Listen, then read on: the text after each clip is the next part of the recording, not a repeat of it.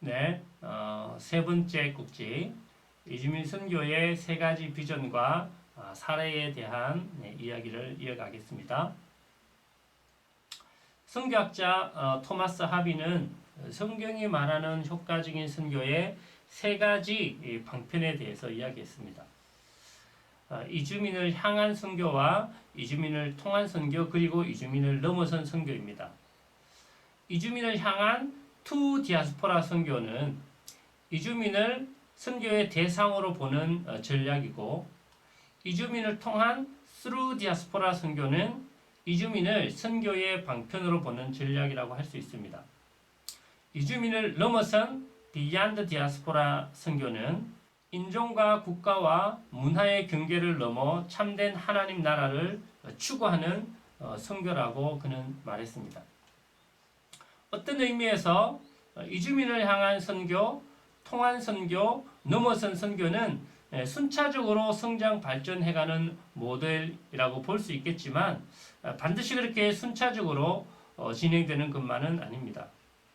주어지는 상황과 또한 비전을 따라서 독립적인 선교로 이루어질 수 있습니다. 이주민을 향한 선교로 제가 참여하고 있는 외국인 근로자를 대상으로 한 러브 그라운드 한국어 학교 사례를 간단히 소개해 드리겠습니다.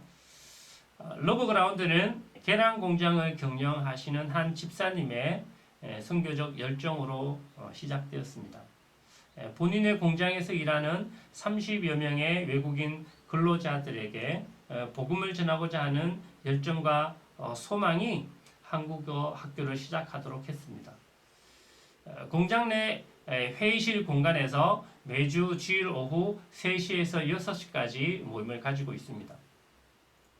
모임은 먼저 30분가량 찬양과 성경 이야기를 나눕니다. 네팔, 캄보디아, 베트남 3개국의 근로자들이 참여하는데 성경 이야기는 짧은 설교 형식으로 전달을 합니다. 외국인 중에 한국어를 잘하는 사람에게 사전에 번역을 부탁해서 또 그 시간에 통역을 하도록 그렇게 하기도 하고요. 네, 구글 번역기를 사용해서 세 가지 언어를 다 PPT로 띄워서 내용을 정확하게 이해하도록 그렇게 돕고 있습니다. 성경 이야기 후에는 1시간 반 정도 한국어 수업을 하고 다 같이 식사를 합니다. 러브그라운드가 2023년 3월 시작한 이래로 매주 수요일 저녁에 줌으로 교사 미팅과 기도회를 이어오고 있는데 러브그라운드가 성장하고 또 모두가 소중히 여기는 모임이 되는 것에 그 힘이 바로 여기에 있다고 생각이 됩니다. 처음 시작할 때 해밀 공장에서 일하는 직원은 8명이 참석을 했는데 지금은 인근 공장과 농장에서 일하는 직원들까지 한 20여 명이 참여하고 있습니다. 특별히 감사한 일은 러브그라운드에서 공부하는 네팔 외국인 2명이 이곳에서 공부하고 또 선생님들의 도움을 받아서 더 좋은 비자로 바꿀 수 있었고 이를 통해서 작년 연말에 아내들을 초청해서 가족이 함께 살고 있습니다. 사진 왼쪽에 빨간색 네팔 전통복과 가운데 하늘색 전통 복장을 하고 있는 여자분들이 가족 초청으로 들어온 아내들인데요. 정말 이분들이 얼마나 행복하게 살고 있는지 옆에서 그 보는 것만으로 저희 선생님들이 얼마나 기쁘고 감사한지 모릅니다. 러브그라운드가 특별한 것은 이를 섬기는 한국 분들 한 분 한 분이 너무나 귀하다라는 겁니다. 한국 선생님 한 분이 외국인 두세 명을 맡아서 한국어를 가르치고 있어요. 이분들의 면면을 보면 회사 대표 부부, 선교사 부부, 안식년 선교사, 신학대학원 학생, 선교회 간사 부부, 교회 등록 새신자, 청년 성도, 은퇴 선교사 집사 부부. 사진 속에 여러분들이 아는 분도 있습니다.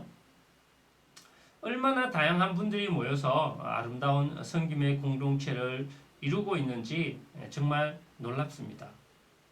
모두가 하나같이 하는 말이 있습니다. 이렇게 귀한 섬김의 자리에 불러주신 하나님께 정말 감사하고 감사하다. 이주민을 향한 선교로 포항 충진교회 캄보디아 공동체가 있습니다. 포항 철강공단 인근에 캄보디아 사랑의 문화원을 마련하고 공단에서 일하는 외국인 근로자들을 찾아가고 섬긴 지 10년이 된 공동체입니다. 이곳 외국인 근로자들의 특징은 대부분이 불법 체류라는 겁니다. 그 이유는 철강공단의 일이 워낙에 힘든 일이 많고 거기다가 주야간 교대하는 그런 일이다 보니까 외국인 근로자들마저도 기피하는 그러한 일자리들입니다.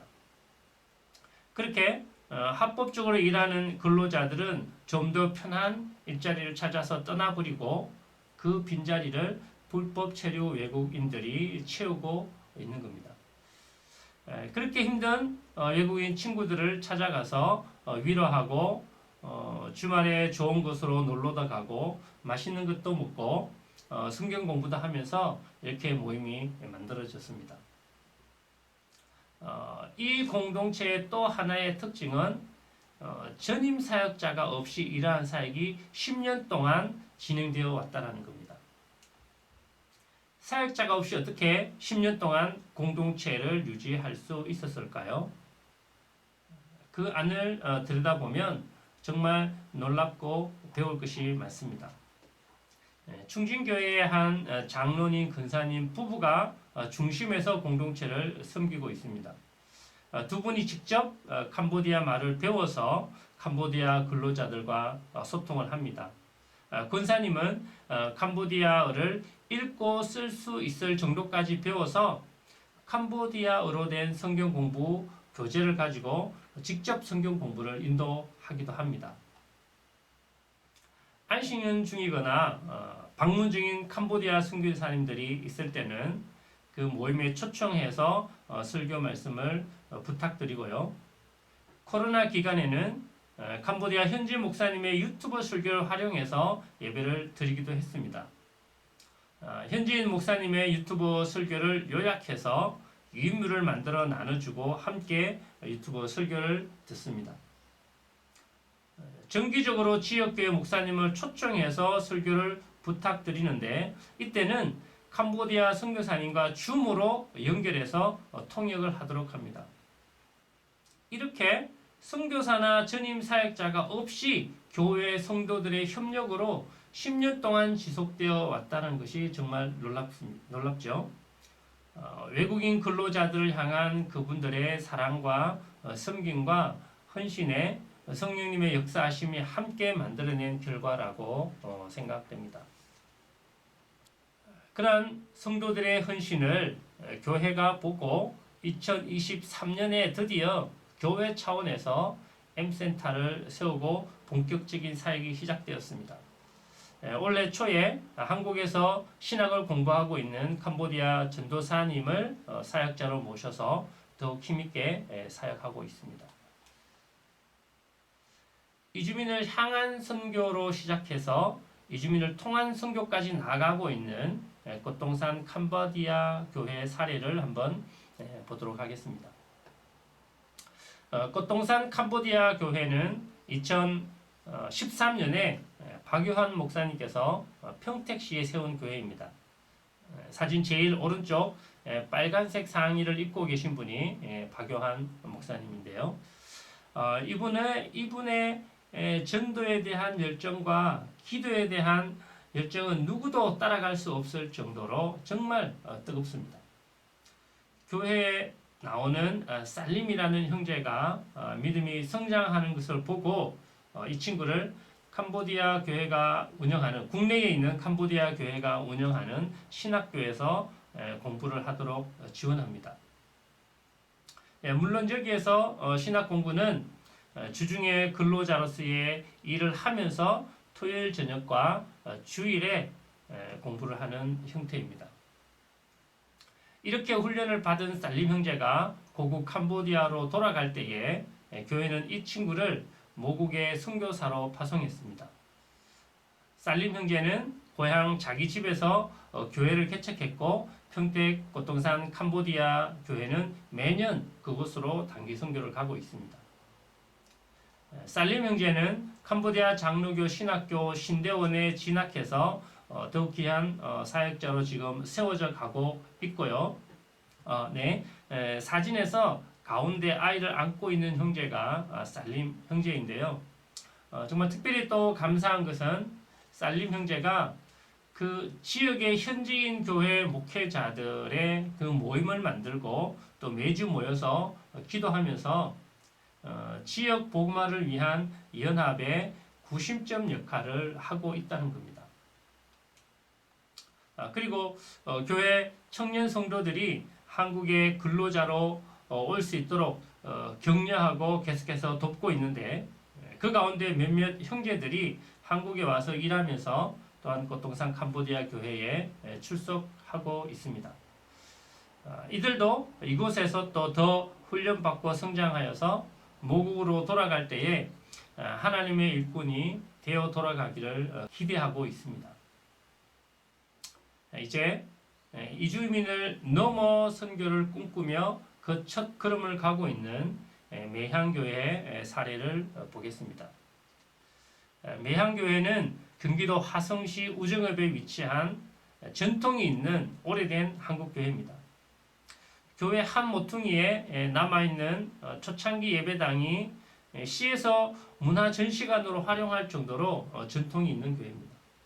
그런데 모든 지방교회가 그렇듯이 매향교회 역시 젊은 이들이 떠나가고 남아있는 어르신들조차도 그 숫자가 줄어들면서 결국은 교회가 없어질 위기를 맞이하게 됩니다. 급기야 담임 목사의 자리도 비게 됩니다.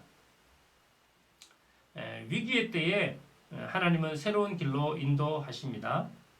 태국인과 스리랑카인들로 구성된 외국인 교회의 열린 열방 선교교회와 지난 4월에 합병을 한 겁니다. 열린 열방 선교교회는 태국에서 선교했던 정진학 선교사님의 사역으로 16년 전에 시작되었고 최근 늘어나는 성도들로 예배 장소가 부족해서 이전을 준비하는 그런 상황이었던 거죠. 이런 상황에서 어느 정도 인프라를 갖추고 있는 그런 전통적인 매향교회와 합병을 하게 된 겁니다. 열린열방 선교교회는 국내 태국인을 향한 투 디아스포라 선교로 교회가 세워졌고 국내 태국 이주민들을 통한 스루 디아스포라 선교로 태국 현지 교회 개척을 너무나 잘 해오고 있는 교회입니다. 근데 이제 한국교회와 이주민교회가 예수 그리스도 안에서 온전히 하나 되는 비전을 품고 이주민을 넘어 참된 하나님 나라를 실현하는 그러한 교회로 첫걸음을 긋고 있는 겁니다. 현재 한국 정부 이주민 정책의 핵심은 사회 통합입니다. 어떻게 하면 우리와 다른 언어와 문화를 가지고 들어오는 이주민들과 내국인들이 함께 서로 함께 사는 통합된 사회를 만들 수 있을까 하는 겁니다. 그리고 정부는 이주민과의 사회 통합을 위해서 2027년까지 2조 3천억의 예산을 책정했다고 발표했습니다. 네, 많은 재정과 프로그램들은 이주민과 내국인의 통합에 큰 도움이 될 겁니다. 하지만 교회는 돈이 아닌 예수 그리스도의 복음으로 통합을 만들어낼 수 있는 비결이 있다고 저는 믿습니다. 토마스 하비는 기독교 디아스포라를 통해 새로운 사회적 현실을 만들어내는 것은 현대 사회에서 심오한 선교적 함의를 지닌다라고 말했습니다. 재정과 프로그램을 넘어서 정말 예수 그리스도 안에서 이주민과 내국인의 진정한 통합을 이루어가는 그러한 매향교회가 되기를 응원하는 마음이 있습니다. 이주민을 향한 선교, 이주민을 통한 선교, 이주민을 넘어선 선교는 이주민 선교의 유형이면서 또한 이주민 선교의 전략이라고 볼 수 있습니다. 그런데 이러한 것들이 저와 여러분에게 하나님의 선교에 참여하는 비전이 되기를 소망하는 그러한 마음을 가지면서 오늘 강의를 마치도록 하겠습니다. 긴 시간 들어주셔서 감사합니다.